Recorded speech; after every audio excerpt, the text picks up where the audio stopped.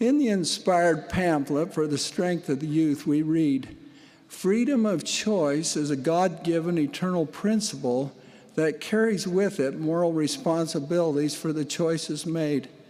While we are free to choose for ourselves, we are not free to choose the consequences of our actions. When we make a choice, we will receive the consequences of that choice." Shortly after my sweetheart Devon and I were married, she shared with me a story about how she learned in her youth this important doctrine that we are free to choose, but we are not free to choose the consequences of our actions. With the help of my daughter Shelley, I would like to relate Sister Arnold's experience. Quote, "When I was 15 years old, I often felt there were too many rules and commandments. I wasn't sure that a normal, fun-loving teenager could enjoy life with so many restrictions. Furthermore, the many hours spent working on my father's ranch were seriously dipping into my time with my friends.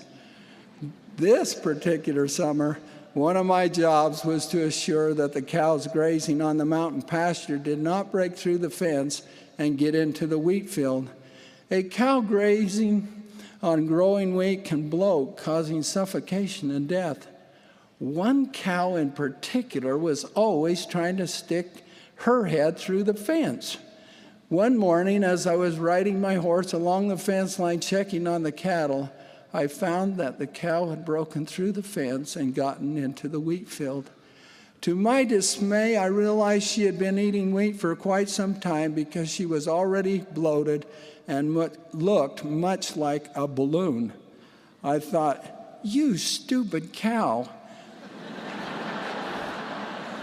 That fence was there to protect you, yet you broke through it, and you have eaten so much wheat that your life is in danger. I raced back to the farmhouse to get my dad. However, when we returned, I found her lying dead on the ground. I was saddened by the loss of that cow. We had provided her a beautiful mountain pasture to graze in and a fence to keep her away from the dangerous wheat. Yet she foolishly broke through the fence and caused her own death. As I thought about the role of the fence, I realized that it was a protection. Just as the commandments and my parents' rules were a protection, the commandments and rules were for our own good.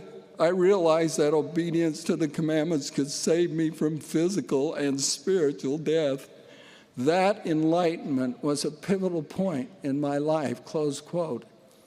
Sister Arnold learned that our kind, wise, and loving Heavenly Father has given us commandments not to restrict us, as the adversary would have us believe, but to bless our lives and to protect our good name and our legacy for future generations, just as they had for Lehi and Nephi. Just like the cow that received the consequences of her choice, each one of us must learn that the grass is never greener on the other side of the fence, nor will it ever be, for wickedness never was happiness. Each one of us will receive the consequences of our choices when this life is over. The commandments are clear. They are protective. They are not restrictive. And the wonderful blessings of obedience are numberless.